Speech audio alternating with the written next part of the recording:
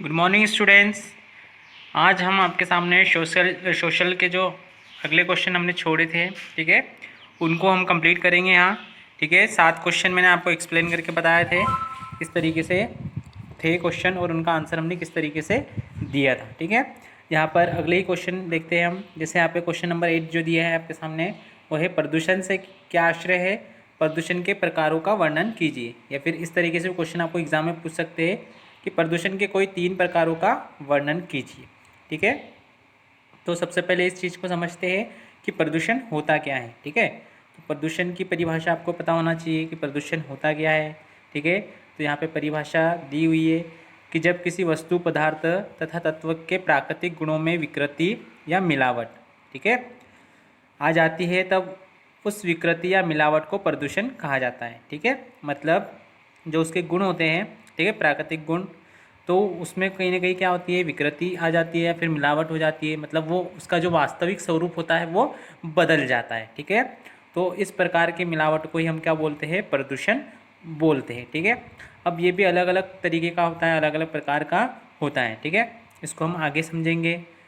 तो यहाँ पे एक उदाहरण दिया है, जैसे उदाहरण के लिए कारखानों की चिमनियाँ, ठीक है, देखी होगी आपने, तथा यातायात के साधनों से निकलने वाले धुएं से वायु प्रदूषित होत रही है। ठीक है, मतलब वायु प्रदूषण के संदर्भ में उदाहरण लिया गया है यहाँ पे। ठीक है, नदियों के जल में शहर की गंदगी, ठीक है, कूड़ा करकट, कारखानों का दूषित रसायन आदि मिल रहे हैं, परमाणु बम, रेडियो एक्टिव पदार्थों के लिए विसर्जन, ठीक है, से पर्यावरण दूषित हो रहा है। ठीक है, तो अलग अलग प्रकार के, है ना, प्रदूषण हमको देखने को मिलते हैं हमारी दैनिक जीवन में। ठीक है, अब यहाँ पे प्रदूषण को वर्गीकृत किया गया है, मतलब प्रदूषण को बांटा गया है। ठीक है, अलग अलग तरीके से। तो पहला दिया है आपका वायु प्रदूषण। ठीक है, अब कई बार एग्जाम में क्या पूछा जाता है, एग्जाम में ऐसी परिभाषा भी पूछी जाती है या फिर ऐसे ही क्वेश्चन पूछे जाते हैं कि वायु प्रदूषण किसे कहते हैं। ठीक है, और ये किन कारणों से होता है, तो आपको याद रखना है। या फिर अगर दीर्घ उत्तरीय प्रश्न के लिए आए, प्रदूषण क्या होता है, प्रदूषण के प्रकारों को सविस्तार समझाइए, तो आपको इस तरीके से उनको आंसर देना रहेगा। ठीक है, तो सबसे पहले वायु प्रदूषण को जान लेते हैं कि वायु प्रदूषण क्या होता है। ठीक है, वायु में विभिन्न गैसों के आपसी अनुपात बिगड़ने अथवा अवांछित गैस की उपस्थिति, ठीक है, वायु प्रदूषण कहलाती है। ठीक है, वायु में जो विभिन्न प्रकार की जो गैसों के अनुपात होते हैं, ठीक है, वो क्या होते हैं, बिगड़ने लगते हैं। जैसे हमारे जो वायुमंडल होता है, ठीक है, उसमें कितना है, 78% क्या है, नाइट्रोजन है, 28% क्या है, ऑक्सीजन है, और बाकी क्या है, अन्य गैसें हैं। ठीक है, तो ठीक है, तो इस प्रकार से उनका अगर अनुपात क्या होता है, बिगड़ जाता है, तो हम इस प्रकार के प्रदूषण को क्या बोलते हैं, वायु प्रदूषण बोलते हैं। ठीक है, वायु प्रदूषण कारखानों से निकले धुओं, कीटनाशकों के प्रयोग, रासायनिक परीक्षणों, ठीक है, तथा कूड़ा करकट व जीव जंतुओं के मृत शरीरों के सड़ने से उत्पन्न होता है। क्योंकि ये सड़ेंगे तो ऑब्वियसली क्या होगा, उसमें से गैसों का निर्माण होता है, उत्पन्न होती है। ठीक है, तो इस तरीके से वायु प्रदूषण होता है। ठीक है, आएगा आपको समझ में प्रदूषण क्या होता है और प्रदूषण के प्रकार हम जान रहे हैं। तो सबसे पहले हमने वायु प्रदूषण को जाना। चलो अगला जो है हमारे पास में वो है जल प्रदूषण। तो जल प्रदूषण को देखेंगे, या फिर क्वेश्चन वापस से मैंने बताया वैसा, वायु के लिए अगर प्रश्न है तो वायु का लिखना है, जल के लिए आया कि जल प्रदूषण क्या होता है या किसे कहते हैं, तो आपको यही परिभाषा लिखना है। परिभाषा में थोड़ा सा चेंज रहेगा। ठीक है, अब क्या है, जल में जो अवांछनीय या बाह्य पदार्थ मिल जाएंगे तो वो प्रदूषण किस तरीके का हो जाएगा, फिर जल प्रदूषण हो जाएगा। ठीक है, तो परिभाषा के रूप में इसको बताया गया है, जल में किसी अवांछित बाह्य पदार्थ का प्रवेश जिससे जल की शुद्धता में गिरावट, है ना, वहाँ पे क्या था, वायु दूषित हो रही थी, ठीक है, आती हो, जल प्रदूषण कहलाता है। प्रदूषित जल मानव, पशु, जीव जंतु, वनस्पति, समुद्री जीव व सिंचाई के लिए उपयुक्त नहीं होता है। ठीक है, क्योंकि सभी को क्या लगता है, स्वच्छ पानी लगता है, शुद्ध पानी लगता है। ठीक है, अगर दूषित होगा तो कुछ न कुछ प्रॉब्लम, ठीक है, या विकार उत्पन्न हो जाएगा। ठीक है, उनके शरीरों में। ठीक है, तो इस तरीके से जल प्रदूषण होता है। ठीक है, फिर अगला जो है आपका वो क्या है, ध्वनि प्रदूषण। ठीक है, ध्वनि प्रदूषण मतलब, ठीक है, कोई भी ध्वनि जब मानसिक क्रियाओं में विघ्न उत्पन्न करने लगती है तो वह, ठीक है, शोर कहलाती है। ठीक है, या फिर ऐसा भी क्वेश्चन आ गया कि शोर किसे कहते हैं, तो शोर की परिभाषा भी आप यहाँ से आसानी से लिख पाओगे। ठीक है, मतलब जो अवांछनीय या फिर मानसिक क्रियाओं में विघ्न डालती है। ठीक है, मतलब देखा होगा अगर आपने, ठीक है भैया, कुछ काम किया जा रहा है, वहाँ पे आपका बहुत ज़्यादा मात्रा में ध्वनि उत्पन्न हो रहा है, तो ध्वनि ज़्यादा मात्रा में रही तो हम उसी को क्या काय का स्वरूप ले लेती है, वो शोर का स्वरूप ले लेती है। ठीक है, एक सामान्य आवाज़ से बहुत अधिक ऊंची आवाज़, ठीक है, को शोर कहते हैं। ठीक है, मतलब ये जो ध्वनि होती है, ध्वनि की इकाई क्या होती है आपको पता होगा, काय में नापते हैं ध्वनि को, तो डेसिबल में नापते हैं। ठीक है, और ये मानव जो श्रवण, मानव के श्रवण प्राय जो होती है वो कितनी होती है, ठीक है, कितनी होती है, 20 हर्ट्ज से 20,000 किलो हर्ट्ज तक होती है। ठीक है, तो इतनी आपको याद रखना है। फिर अगला जो है आपका मृदा प्रदूषण। तो मृदा प्रदूषण क्या होता है? ठीक है, तो मृदा प्रदूषण का उत्तर आपको आगे बताया गया था कि मिट्टी में है ना, अब जो आपकी भूमि में है वो अवांछनीय तत्व अगर मिल रहे हैं, ठीक है, तो भूमि में अवांछनीय तत्वों का मिलना क्या हो जाएगा, मृदा प्रदूषण या भूमि प्रदूषण हो जाएगा। अगला जो है वो क्या है, रेडियोधर्मी प्रदूषण। तो परमाणु तत्वों को विभिन्न प्रयोजनों में उपयोग करने के दौरान रेडियो, ठीक है, तत्व वातावरण में प्रवेश करके रेडियोधर्मी प्रदूषण उत्पन्न करते हैं, जैसे यूरेनियम, थोरियम, सीजियम, प्लूटोनियम, ये सारे क्या है आपके, ठीक है, रेडियो एक्टिव सब्सटेंस है, मतलब रेडियो एक्टिव पदार्थ है। इनके इनके द्वारा क्या होता है, रेडिएशन फैलता है। ठीक है, तो ये रेडियोधर्मी प्रदूषण फैलाते हैं। तापीय प्रदूषण है, तो सामान्य तापक्रम में होने वाली वांछनीय वृद्धि जिसका प्रभाव जीवमंडल पर पड़े, तापीय प्रदूषण कहलाता है। ठीक है, तो ये तापीय प्रदूषण भी होता है। ठीक है, तो इस तरीके से हमने प्रदूषण देखा ना, और प्रदूषण के प्रकारों को समझा। ठीक है, तो अलग अलग प्रकार के क्या होते हैं, प्रदूषण होता है। तो सामान्यतः जो 3 प्रकार के प्रदूषण होता है उनके बारे में एग्जाम में पूछा जाता है, जल प्रदूषण, वायु प्रदूषण और ध्वनि प्रदूषण। ठीक है, चलिए बढ़ते हैं अगले प्रश्न की ओर। ठीक है, तो अगला जो प्रश्न है, संसाधन क्या होता है, संसाधन के प्रमुख प्रकारों का वर्णन, उदाहरण सहित वर्णन कीजिए। तो इसको मैंने वीडियो के माध्यम से आपको बताया था, तो इसको हम ज़्यादा डीप में एक्सप्लेन नहीं करेंगे। ठीक है, वही है जो मैंने आपको एक्सप्लेन किया था वीडियो के माध्यम से, इनका वर्गीकरण किया था हमने संसाधनों के प्रकार का जो वीडियो है उसके द्वारा। ठीक है, तो हम इस पर ज़्यादा फोकस नहीं करेंगे। बढ़ते हैं अगले क्वेश्चन की ओर। चलिए, अब अगला जो प्रश्न है हमारा, क्वेश्चन नंबर 10, वो क्या बोल रहा है, जल प्रदूषण से क्या आश्रय है, भारत में बढ़ते हुए नदी जल प्रदूषण का वर्णन कीजिए। ठीक है, अब जल प्रदूषण हमने इससे पहले देखा, मतलब जो जल में अवांछनीय ना तत्व थे या फिर जो अपशिष्ट थे वो मिलने पर जो प्रदूषण हो रहा था वो क्या था, जल प्रदूषण था। ठीक है, अब यहाँ पे हमको क्या करना है, भारत में बढ़ते हुए नदी जल प्रदूषण का वर्णन करना है कि नदी जल प्रदूषण किन किन कारणों से हो रहा है, या फिर उसमें क्या क्या उसमें निदान किए जा सकते हैं। तो जल प्रदूषण से आश्रय हमने बताया ना, तो उसको हमने कट कर दिया। ठीक है, आगे क्या है, जल प्रदूषण के कारण, मतलब किन कारणों से हो रहा है। तो सबसे पहले भारत में बढ़ते नदी जल प्रदूषण के प्रमुख कारण निम्नलिखित हैं, मतलब कौन कौन से कारण हैं। पहला कारण बताया जा रहा है, कागज़ और चीनी की मिलें तथा चमड़ा साफ करने के कारखाने अपना कूड़ा कचरा नदियों में बहा देते हैं या भूमि पर सड़ने के लिए छोड़ देते हैं। ठीक है, देखो कागज़ और चीनी की मिलें ना, चीन की मिल जिनको शक्कर कारखाना बोलते हैं।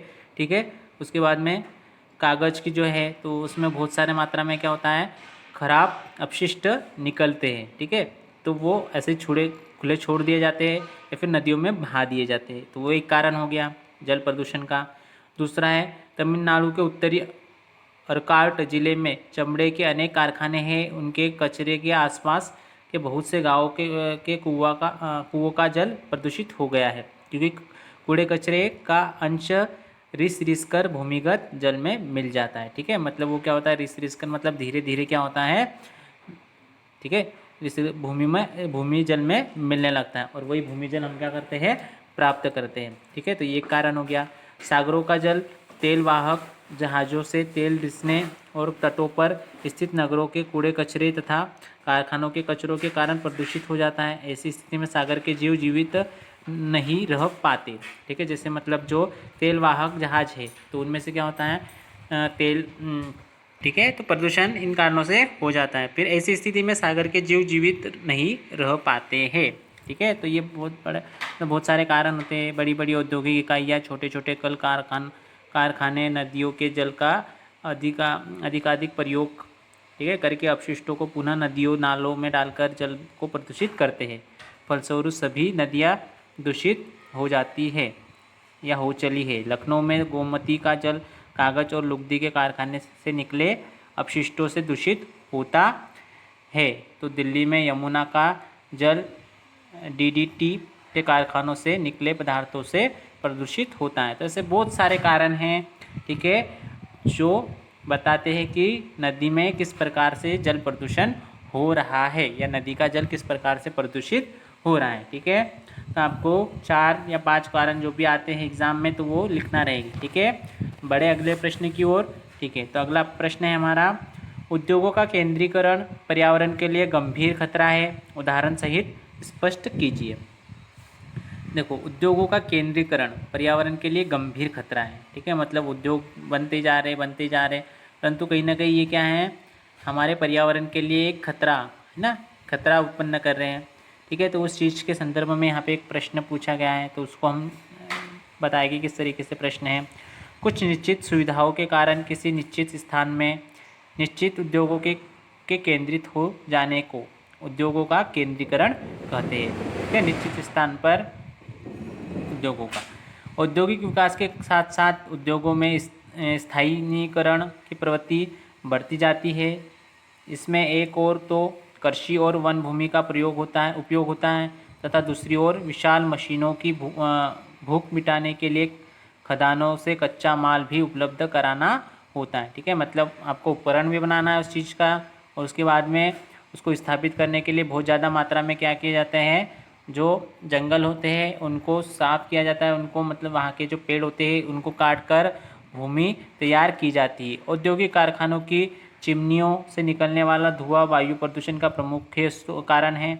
मतलब जो अधिकतर वायु प्रदूषण होता है वो किसके कारण होता है, जो कारखाने की चिमनियाँ होती है, देखा होगा आपने, उनमें से लगातार कंटिन्यूसली क्या होता है, धुआं निकलने लगता है। कारखानों, फैक्ट्रियों, विद्युत संयंत्रों आदि में प्रयुक्त होने वाला ईंधन और कोयले का धुआं पर्यावरण में उपलब्ध ऑक्सीजन को नुकसान पहुंचाता है। ठीक है। फिर अपशिष्ट पदार्थों को आसपास की भूमि पर खुले देर में के रूप में छोड़ दिया जाता है। प्रदूषित जल को नदियों में प्रवाहित किया जाता है। ठीक है। तो बहुत सारे कारण बताए गए हैं यहाँ पे। तो उन कारणों से ही क्या हो रहा है, उद्योगों का केंद्रीकरण होता है, परंतु ये केंद्रीकरण क्या हो रहा है, पर्यावरण के लिए खतरा उत्पन्न करता है। ठीक है।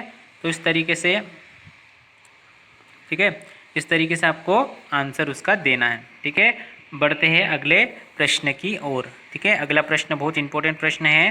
ठीक है। उसको हम जानेंगे क्या होता है। तो ठीक है।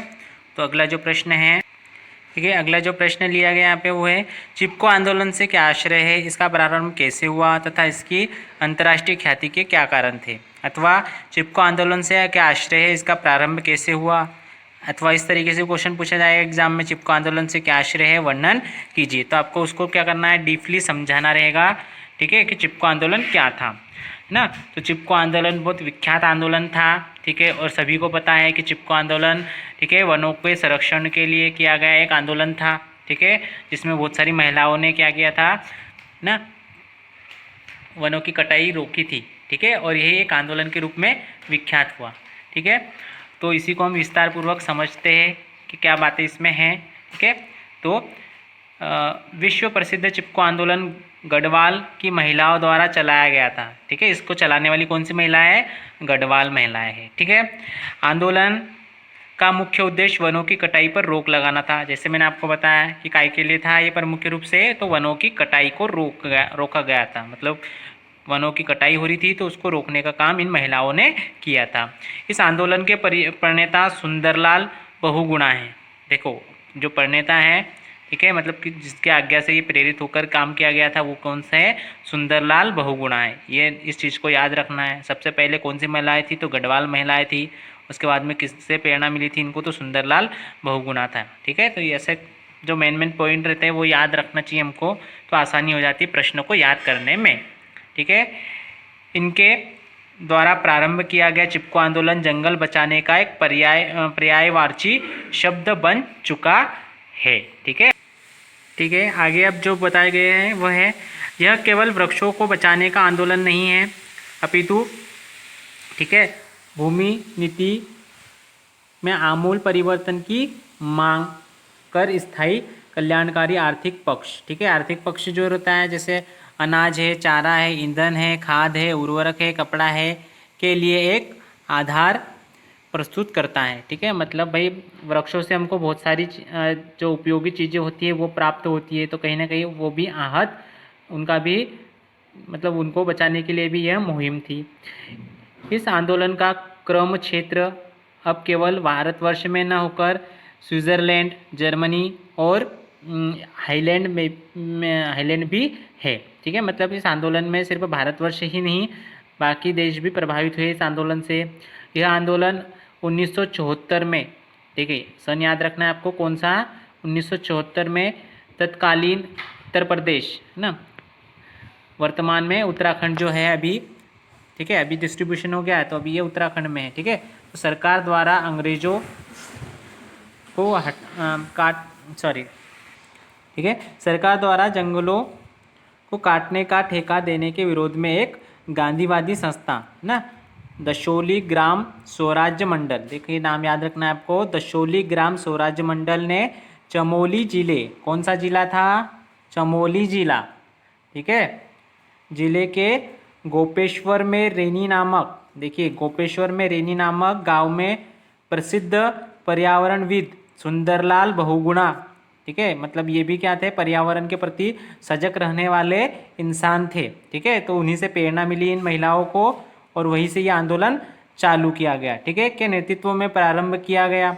ठीक है, इस आंदोलन के तहत महिलाएं पेड़ों से चिपककर पेड़ को काटने से रक्षा करती थी। ठीक है, मतलब जो पेड़ काटने आते थे तो उन लोगों को ये पेड़ नहीं काटने देती थी, उन जो पेड़ वो काटते थे उन पेड़ों से ये लपेट जाती थी और उनको काटने नहीं देती थी।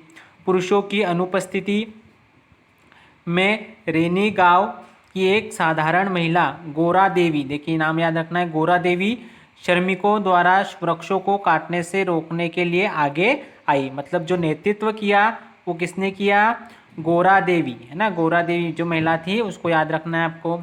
गोरा देवी ने गांव में घर घर जाकर लड़कियों और स्त्रियों को प्रतिरोध करने के लिए प्रेरित किया। ठीक है भाई, किसी न किसी को तो नेतृत्व करना ही रहता है, आगे आना रहता है और फिर क्या करता है वो बाकी को संगठित करता है। तो इसी महिला ने क्या किया, बाकी औरतों और महिलाओं को क्या किया, संगठित किया। ठीक है, गोरा देवी के नेतृत्व में वृक्षों को बचाने के लिए अहिंसक तकनीक चिपको का प्रयोग किया गया है ना, मतलब ज़्यादा हिंसा और अहिंसा दो चीज़ें होती है।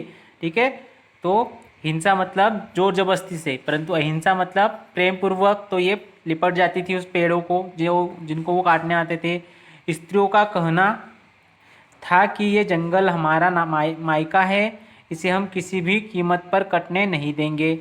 महिलाओं ने निरंतर 48 घंटे, देखिए यहाँ पे समय भी दिया है तो समय को भी याद रखना है आपको, 48 घंटे दिन रात जंगल का घेरा रखा और ठेकेदार व वन कर्मियों की बंदूक का भय भी इनकी हिम्मत को कम न कर पाया। ठीक है, मतलब इस प्रकार से उन्होंने क्रांतिकारी रूप धारण करते हुए, ठीक है उसका सामना किया। इस घटना के बाद पूरे उत्तराखंड में वन संरक्षण हेतु जनता में नवीन उत्साह का संचार हुआ। इस आंदोलन को गति प्रदान करने के लिए सुंदरलाल बहुगुणा ने 2800 किलोमीटर की पदयात्रा की। ठीक है, मतलब 2800 किलोमीटर की पदयात्रा भी की उन्होंने। इस आंदोलन के फलस्वरूप हिमालय क्षेत्र के वनों को संरक्षित क्षेत्र घोषित करने की मांग स्वीकार की गई। ठीक है, संरक्षित मतलब यहाँ पे पूरी तरीके से पाबंदी लग गई वनों को काटने पर। इस क्षेत्र के वनों के हरे वृक्षों को अगले 15 वर्षों तक काटने पर रोक लगा दी, जैसे मैंने आपको बताया। परिणाम स्वरूप जंगलों का संवर्धन, भूमि की उर्वरा शक्ति में वृद्धि एवं वन्य प्राणियों के शिकार पर नियंत्रण संभव हुआ। तो ये बहुत ज़्यादा महत्वपूर्ण आंदोलन है और 4 या 5 नंबर बड़े नंबरों के लिए ये प्रश्न पूछा जाता है, तो आपको इसको अच्छी तरीके से करना है। चलिए बढ़ते हैं आगे अगले प्रश्न की ओर। जो अगला प्रश्न है हमारा वो क्या है, साइलेंट वैली पर टिप्पणी लिखना है हमको। ठीक है, साइलेंट वैली क्या थी इसके बारे में बताना है या फिर साइलेंट वैली का वर्णन करना है। ठीक है, तो ये भी महत्वपूर्ण प्रश्न है एग्जाम के अनुसार, एग्जाम के दृष्टिकोण से। तो साइलेंट वैली को जानेंगे क्या होता है ना। शांत घाटी, जिसको हम क्या बोलते हैं, शांत घाटी बोला जाता है। साइलेंट वैली केरल का एक छोटा सा वन क्षेत्र है। ठीक है, यह पश्चिमी घाट पर नीलगिरी के दक्षिणी पश्चिमी ढाल पर स्थित है। देखो कहाँ कहाँ स्थित है, आपको याद रखना है। इसका कुल क्षेत्रफल कितना है, तो ये भी आपको याद रखना है कि इसका कुल क्षेत्रफल कितना है, 90 वर्ग किलोमीटर है। यह क्षेत्र चारों ओर से ऊंची पहाड़ियों से घिरा हुआ है। मतलब साधारण से शब्दों में हमको क्या करना है, जैसे आपको एक कहानी सुनाई जाती है ना, उस तरीके से आपको ये प्रश्न है उसको याद रखना है आपको कि क्या क्या इसमें पॉइंट है। यह जनसंख्या विहीन क्षेत्र है, मतलब इसमें जनसंख्या बहुत कम मात्रा में होगी। कुंती पूजा नदी साइलेंट वैली के बीच से होकर बहती है। इस घाटी में दुर्लभ एवं मूल्यवान वनस्पति एवं जंतुओं का भंडार है। ठीक है, तो बहुत ज़्यादा मात्रा में क्या है, वनस्पति होती है, मूल्यवान वनस्पति और जंतुओं का भंडार है यहाँ पे। केरल राज्य विद्युत बोर्ड कुंती पूजा नदी पर बांध बनाकर जल विद्युत पैदा करना चाहता है। इसी प्रस्ताव के कारण पर्यावरणीय विवाद प्रारंभ हुआ। केंद्र सरकार ने पर्यावरण विभाग ने केरल सरकार को बांध निर्माण पर पुनः विचार करने को कहा है। मतलब यहाँ पे बांध बनाने के लिए प्रस्ताव किया गया था, परंतु इस पर वापस से विरोध करने पर इस पर पुनः विचार करने को कहा गया है। उक्त कार्य हेतु एक समिति गठित की गई। MGK, ठीक है, MGK मनन की अध्यक्षता में गठित कमेटी ने बांध निर्माण को पर्यावरण की अपूरणीय क्षति बताकर बांध न बनाने की सिफारिश की।